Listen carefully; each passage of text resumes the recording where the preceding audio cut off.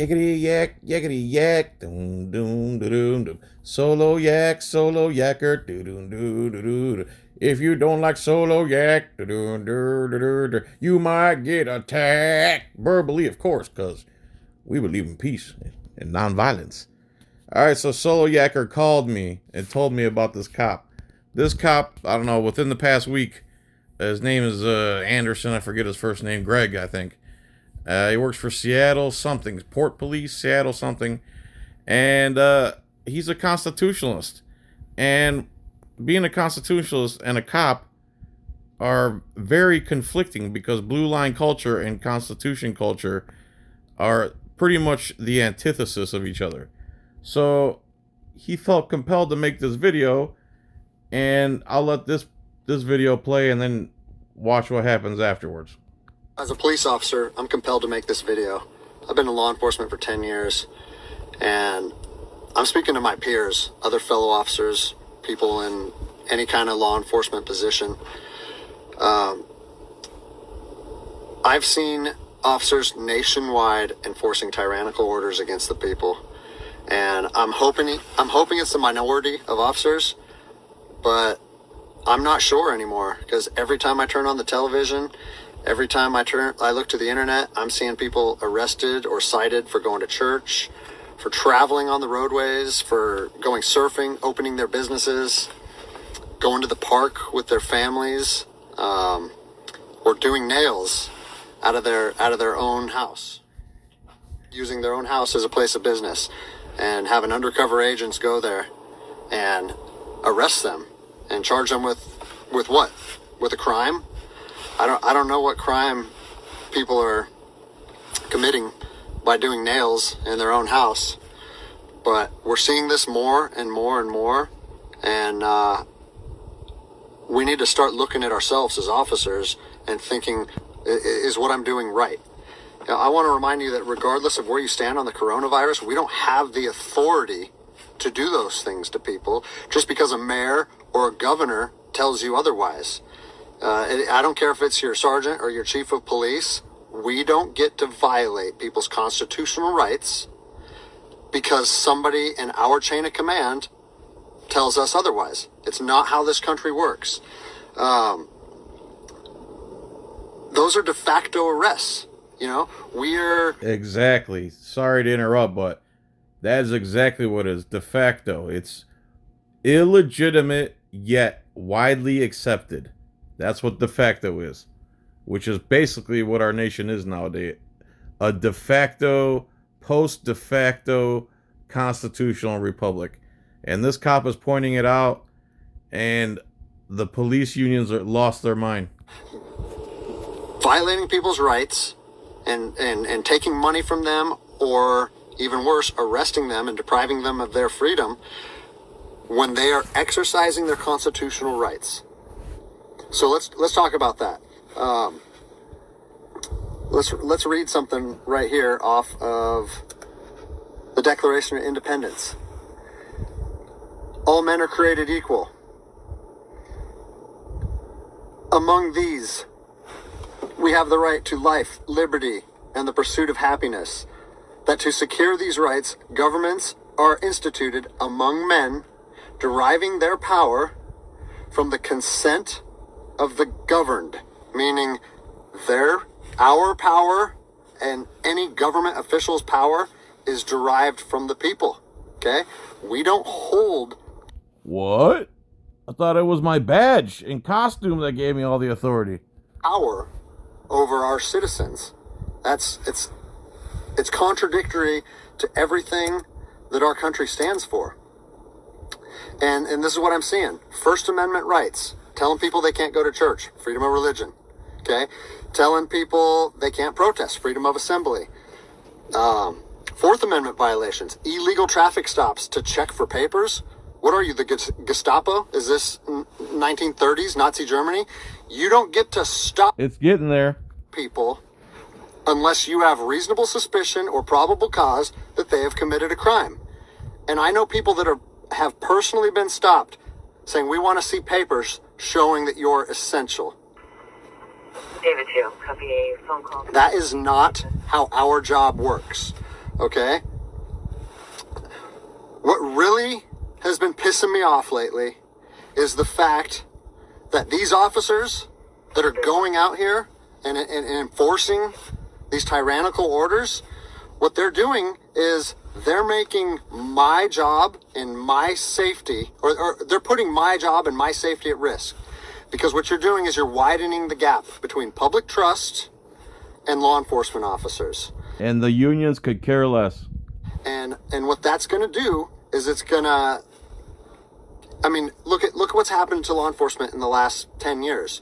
Less and less public trust, and more often than not, that is a result of isolated incidents that get blown out of proportion.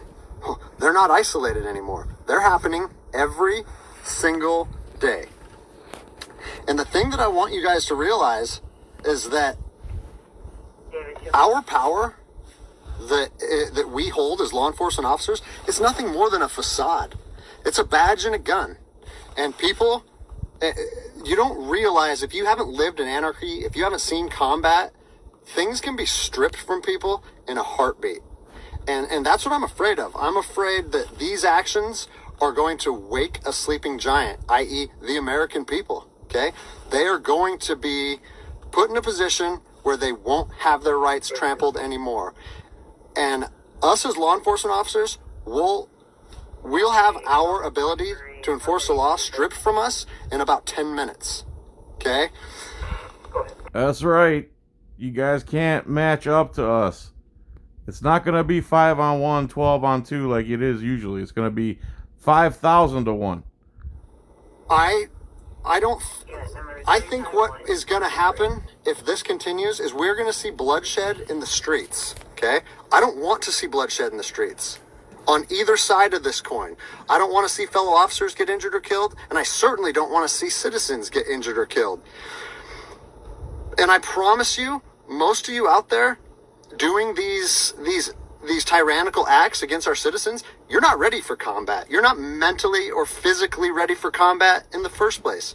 I promise you, you don't want to go through that, and I hope I never have to go through that again.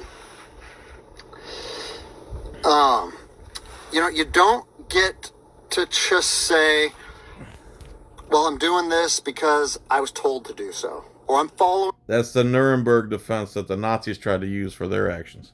Orders, or I need to keep this job. Guess what? I need to keep this job more than anybody. I have 3 young children. I have 2 houses. Like, I have the same sob story that the rest of you guys have. But my personal choices and my living arrangements, no matter what they are, don't allow me to trample on people's rights. And I don't understand why that concept is so hard for people to understand. Listen, you need to stand up. Because they don't want to, and they like having that power. For what's right. You need to, if you're part of a department or an agency that is asking people, or asking their officers or their deputies to impose on people's rights and infringe on their freedoms, you need to step up and say, no, that's not me. That's not what I signed up for, and that's going against my oath. And if that costs you your job, so be it. At least you'll be able to look at yourself in the mirror at night. I've already expressed this to my department. And luckily for me, I come from a department that I feel like my chain of command shares my view, but I don't care what department you're part of or what your chain of command thinks. You don't get to trample on people's liberty. And so, as a special operations veteran, I've fought on the streets of Iraq under the U.S. government's guise of freedom. And I'm telling Oh, so he realizes that was a bunch of hogwash too. you what, the American people are going to be, you are going to wake a sleeping giant, and they are going to fight 10 times harder for their freedom on their soil than anything you've ever seen before. And if that's something you're willing to face, then keep trampling on people's rights. But I promise you, the American spirit of defiance is going to rise again, and it's going to be a big problem for our country. So I'll leave you with this, something that I learned as an E-nothing in the Army. No matter what situation you're put in, if you look inside yourself and ask yourself one question, am I doing the right thing? You ask yourself that, You know the answer. And no amount of money or no order or law or anything should be able to make you go against doing the right thing. So I'm imploring officers to look inside themselves and ask themselves, is this what I want to be doing to my citizens? And I think the answer is clear. And if we all stand up It is what they want to do, and that's why they do it on a daily basis. together, guess what? It'll be a non-issue, no factor, because people in law enforcement will be united like we should be. So there's that part of it. Let me find the other part real quick. Alright, so here's what happened a few days later. Hey, what's up, guys? So I just kind of wanted to take a couple minutes, get everybody caught up to speed on what's going on in my life. I've been getting a lot of questions, and figured I'd just make a second video and answer some of the things that I've been receiving. I first wanted to say I'm humbled by the response that my video got. It's been viewed millions and millions of times. People all over the country have been calling me, texting me, sending me emails, comments, and the freedom is popular. overwhelming majority of it has been positive. And so I think that's pretty cool, because my whole thought process on making that video, The only people that are being negative were Donut Operator and Mike the Cop, who love government through the barrel of a gun. was trying to bridge the gap between law enforcement and the public. And I've seen both sides with open arms willing to embrace that. And I think that's a step in the right direction. So that's pretty cool. One thing that I've seen come up over and over in the comments, and I've been in email sent to me, is, are you going to get in trouble? What happened to you? Or is there any discipline or any discipline taking place? And so I figured I'd take a chance and give you a little synopsis of the last 3 days of my life after posting that video. So I posted the video on Tuesday, was it May 5th? And it took it took a day or two before it really started getting a lot of traction. But the next morning when I woke up on the 6th, I think it was only at a few thousand views. And I had received a message from my command saying, wow, Greg, what a powerful message. We agree with that 100%. Well done. And that was actually a relief for me, because I was like, great. I know that it's risky putting something out like that, but I felt like it was so grounded in integrity and liberty that no one would have an issue with it. Except the police unions and most cops who hate liberty. So that was a relief. And then fast forward 3 hours later, I get another phone call from my command, and it said, hey Greg, the video's up to 400,000 views. It's time to pull the plug on this thing. What? Why is that? I thought it was a good message that we all agreed with. Why would you want to take that down? That doesn't make any sense. Are we not supporting the message of freedom anymore? And I immediately, it kind of caught me off guard, because I said, why would we want to pull the plug on something that was already acknowledged as a good and powerful message from one law enforcement officer to others? And I said, yeah, that doesn't really make sense to me. I think maybe we should embrace this message and we should share this with other officers. And he said, listen, it's not up to me. I have been directed to tell you to take the video down, and I need to know if you're going to take the video down. And I said, no, I can't take the video down. Because if you listen to my first video, the whole message that I was trying to share with people and impart on them is, if you believe in something in your heart, you have to stand by that conviction, even if it costs you everything. And like I said last time, I have 3 little kids. I have this house. I have another house. I cannot afford to lose my job. But after putting that message out there and sharing that with America, and it was so well received, I can't then just say, even though that's what I believe, I'm going to take a step back, I'm going to retract my words, and I'm going to allow my command to prevent me from sharing my heart and my truth. And I'm glad you didn't, dude. And this takes a lot of nutsack, which most American men don't have. Especially cops that would actually, first of all, have the intestinal fortitude to make a video about freedom, being a cop in the first place, and then not taking the video down when you're told to by your higher ups.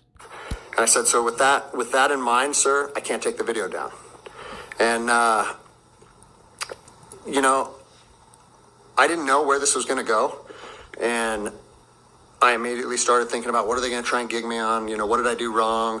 What policy did I violate? And I got called back a couple hours later. And by this time, it was skyrocketing. Everyone in the agency was seeing it. Cops from when I was an officer down in Los Angeles, they were contacting me. I got a call and it said, listen, the video needs to be taken down right now and you need to accept a letter of reprimand. Or F you. We're going to take a very different approach to this if you say no again. Well, I'd already put myself on that hill, and I had to be willing to die on that hill. They said they determined the video was a violation of policy, and that if I wouldn't take it down, that Freedom and talking about freedom in the Constitution is against police policy. Allegations would be made against me, and so on and so on. And so I told them, no, I'm not going to take it down. You do what you need to do. But the principle of it is rooted in truth, and it was a positive message that was received by millions and millions of people. If you want me to take it down, I have to respectfully refuse. And it was interesting because they kept citing different policies, like, oh, it was the social media policy, or some of your equipment may have been identifiable. Oh, they're trying to cop-splain to you what you did wrong, even though you didn't do anything wrong? And that kind of seemed like a moot point to me, and it was strange, because why was the message okay at 5 a.m., and then 3 hours later, there was a problem with it? Because the real pigs saw it. And so I was later contacted by the chief of police. He's someone that I have great respect for. He's a good man to work for. And he's the one that shot me straight. And he said, Greg, if you openly defy your governor, you can't be a police officer in the state of Washington. And I told him, I said, He doesn't work for the governor. He works for the people, and he swore an oath to the Constitution. So what does that even mean, you moron? Well, I can respect that. And if I were in your office, I would shake your hand, respectfully disagree, and say, maybe I'm not meant to be a police officer in the state of Washington then. And here's my thoughts on that, okay? You have to do your research. You have to figure out what your true north is, what your truth is, and where you stand on issues. For me personally, I believe that the Constitution supersedes all other documents, all other laws. There's What? What? What are you, a sovereign citizen? Holy crap, we hired a sovereign citizen by accident. He believes in freedom. case law supporting that. If you look at Marbury versus Madison, 1803, it says any laws. A cop that cites Marbury versus Madison is a good cop. Most cops probably think that's a restaurant on the east side. Future laws created that are repugnant, meaning in conflict with the Constitution, are null and void. So when I look at how I feel comfortable enforcing the law, and I see people exercising constitutional rights, it doesn't matter if there's different executive orders, requests from mayors, requests from governors. To me, the Constitution supersedes that, and I'm going to stand with the people. And that's what exactly what every cop swears to do when they get hired, and then they take a dump all over that oath. Well, and if they do follow their oath and have the nerve to talk about it, like this guy, they get canned. Unfortunately, higher up in all agencies, there's a political game being played, and now I am on a administrative leave status pending termination. I was told by both the agency and the union that I was asked to take it down, and I refused. So that's refusing a direct order. It's an insubordination charge, and it will result in me ultimately being let go from the agency. And I said, you know what? If that's what you guys have to do, if that video is so bad that you want to take my career from me and you want to leave my, potentially take my ability away to provide for my family because of that video, do it. Because I'm going to stand by my convictions, just like I said in my last video. So yeah, it's weird, how fast your life can change in a week. It's something that I never thought would happen. I never thought that I would make a video that would resonate with millions of people. You didn't follow that thin. You didn't stay on the thin blue line, buddy. That thin blue line, you're either on it or you're off. There is no in between for most cops. But, my head is held high. I'm not intimidated or upset by how this played out. Like I said in my last video, man, I fought in the streets of Ramadi during 04 and 05. I came to terms long ago that my convictions and my beliefs may cost me everything up into my life. And even though it's 15 years later and I'm a police officer in Seattle, Washington, that truth still remains for me. So I don't have an option to back down or feel sorry for myself or give in and say, you know what, I got kids and I think I'm just going to take the letter. No, if they want to do me like this for standing up for liberty, they can do that. I'll leave you guys with this. It's on to the new adventure for me. I've been doing different things my whole life, and I'm actually excited, to tell you the truth. If you know of anyone accepting resumes, hit me up, because I might need it in the near future. But, I've always wanted to circumnavigate the globe on a sailboat, so maybe it's time to chase that dream. Anyways, So this is Greg Anderson. This is what, hey, Donut, this is what a good cop looks like. Hey, Mike the Cop, this is what a good cop looks like. They defend liberty and the people's rights. See what happens when someone obeys their oath that they swore to? They lose their job. Go ahead. Please explain to us how good cops are and, how this stuff happens. All right, man, I'm sorry you lost your job, dude. I'm sorry you became a cop to begin with. I guess you didn't realize what the blue line was all about. And I'm sorry for what happened to you for daring to speak and uphold the oath you took to the Constitution. Good luck in your sailing, and may you sail freely across the globe with the wind at your back and never, ever, ever any danger in your front. Can you tell I just made that up? All right, everyone, thanks for watching, and this is what happens to good cops. Peace, tranquility. Please check out my Etsy store if you would. Bye.